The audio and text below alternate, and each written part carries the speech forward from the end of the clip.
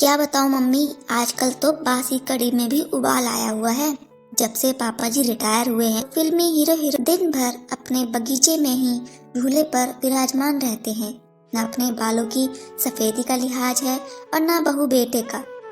इस उम्र में दोनों मेरी और राजेश की बराबरी कर रहे हैं। ठीक है माँ, आपसे बाद में बात करती हूँ। शायद सासू माँ आ रही हैं। सासू माँ ने बहू की बातें कमरे के बाहर सुन ली थी, पर नजरअंदाज करते हुए खामोशी से चाय सरिता को दे दी। सासू माँ बहू सरिता की चाय देने के पश्चात पतिदेव रमेश जी के लिए चाय ले जाने लगी। ऐसा देखकर बहू सरिता के चेहरे पर व्यंग्यात्मक मुस्कान तैर गई, पर सासू माँ समझदारी दिखाते हुए बहू की इस नाजायज हरकत को नजरअंदाज करते हुए सर झुकाए वहां से निकल गई। पति की रिटायर होने के बाद कुछ दिन से उनकी यही दिनचर्या हो गई थी। आजकल सासू माँ सुधा जी अपने पतिदेव रमेश जी को उनकी इच्छा अनुसार अच्छे से तैयार होकर अपने घर के सबसे खूबसूरत हिस्से में अपने पतिदेव के साथ झूले में बैठकर उनको कंपनी देती थी। सुधा जी ने सारी उम्र तो उनके बच्चों के लिए लगा दी थी। कोठीनुमा घर रमेश और सुधा का जीवन भर का सपना था, जो उन्होंने बड़ी मेहनत से साकार किया था। ऐसे मनमोहक वातावरण में वहां पर लगा झूला मन को असीम शांति प्रदान करता था। पहले इस मनमोहक जगह में रमेश जी और सुधा जी कम समय के लिए ही बैठ पाते थे। सुधा जी अनमनी होती तो रमेश जी बड़े जिंदा दिल शब्दों में कहते, पार्टनर, रिटायरमेंट के बाद दोनों इसी झूले पर साथ बैठेंगे और खाना भी साथ में ही खाएंगे। आपकी हर शिकायत हम दूर कर देंगे। फिलहाल हमें बच्चों के लिए जीना है। बच्चों के करियर पर बहुत कुछ बलिदान करना पड़ा। खैर, अब बेटा अच्छी नौकरी में था और बेटी भी अपने घर की हो चुकी थी। रिटायरमेंट के बाद घर में थोड़ी रौनक रहने लगी थी। रमेश जी को भी घर में रहना अच्छा लग रहा था। पहले तो बड़े अफसर थे तो कभी उनके कदम घर में टिकते ही नहीं थे, लेकिन उनकी बहू सरिता अपने पति राजेश को उसके माता पिता के लिए ताने देने का कोई मौका नहीं छोड़ती थी।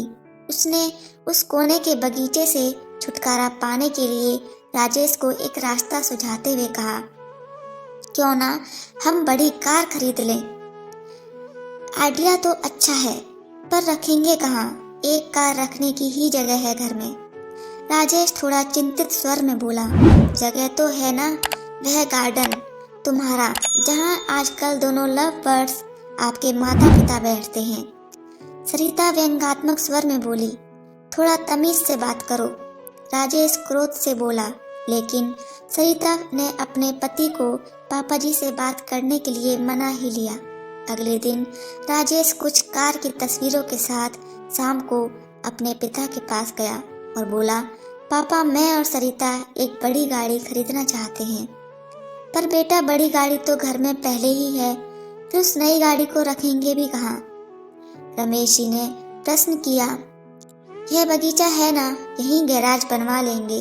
वैसे भी सरिता से तो इसकी देखभाल होने से रही, और मम्मी कब तक देखभाल करेंगी? इन पेड़ों को कटवाना ही ठीक रहेगा। वैसे भी जब सब जड़ें मजबूत कर घर की दीवारें कमजोर कर रहे हैं।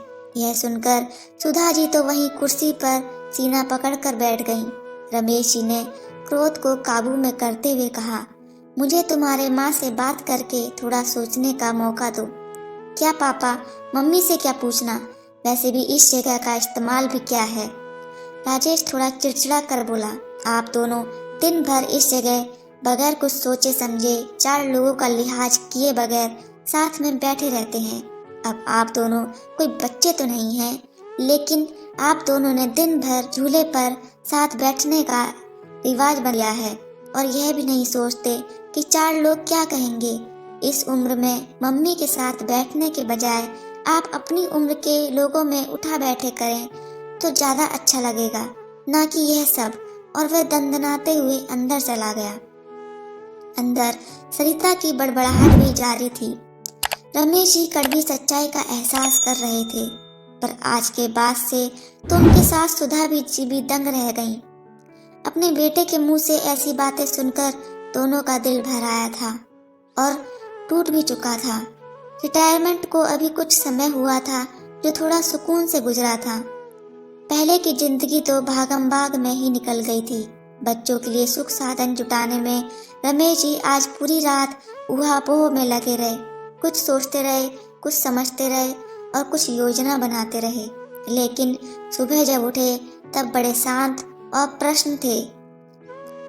वो रसोई में गए और खुद चाय बनाई। कमरे में जाकर पहले कप सुधा को उठाकर पकड़ाया और दूसरा कप खुद पीने लगे। आपने क्या सोचा है? सुधा ने रुआ से लहजे में पूछा।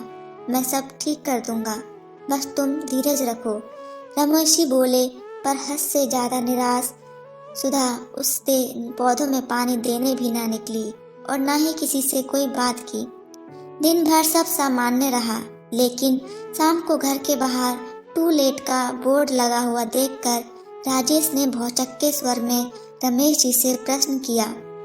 पापा, माना कि घर बड़ा है, पर ये टू लेट का बोर्ड किस लिए? अगले महीने मेरे स्टाफ के मिस्टर अग्रवाल रिटायर हो रहे हैं, तो वो इसी घर में रहेंगे, उन्होंने शांतिपूर्ण तरीके से उत्तर दिया। हैरान राजेश बोला, पर कहाँ? तुम्हारे पोर्शन में, रमेश जी ने सामान्य स्वर में उत्तर दिया। राजेश का स्वर अब हकलाने लगा। और हम लोग तुम्हें इस लायक बना दिया है कि 2-3 महीने में कोई फ्लैट देख लेना या कंपनी के फ्लैट में रह लेना अपनी उम्र के लोगों के साथ। रमेश एक एक शब्द नाप तोल कर बोल रहे थे। हम दोनों भी अपनी उम्र के लोगों में उठेंगे बैठेंगे। तुम्हारी माँ की सारी उम्र सबका लिहाज करने में निकल गई, कभी बुजुर्गों तो कभी बच्चे। अब लिहाज की सीख तुम सबसे लेना बाकी रह गई थी। पापा, मेरा वह मतलब नहीं था, राजेश सर झुकाकर बोला। नहीं बेटा, तुम्हारी पीढ़ी ने हमें भी प्रैक्टिकल बनने का सबक दे दिया है। जब हम तुम दोनों को साथ देकर खुश हो सकते हैं, तो तुम लोगों को हम लोगों से दिक्कत क्यों है? इस मकान को घर तुम्हारी माँ ने बनाया है। यह पेड़ और उनके फूल तुम्हारे लिए मांगी गई ना जाने कितनी मनौतियों का साक्षी है। तो यह अनोखा कोना छीनने का अधिकार मैं किसी को भी नहीं दूंगा। पापा, आप तो सीरियस हो गए। राजेश के स्वर अब नरम हो चले थे। ना बेटा, तुम्हारी माँ ने ना जाने कितने कष्ट सहकर, कितने त्याग करके मेरा साथ दिया। आज इसी के सहयोग से मेरे सिर पर कोई कर्ज नहीं है। इसलिए सिर्फ यह कोना ही नहीं, पूरा घर तुम्हारी माँ का ऋणी है। घर तुम दोनों से पहले उसका है, क्योंकि जीभ पहले आती है, ना कि दांत। बाप की बात सुनकर बेटे का सिर शर्म से झुक गया। आशा करती हूँ कि आपको ये छोटी सी कहानी पसंद आई होगी। इस कहानी पर आपकी क्या राय है, हमें कमेंट करके जरूर बताइएगा। और कहानी पसंद आई हो तो लाइक, सब्सक्राइब और शेयर जरूर कीजिएगा। धन्यवाद।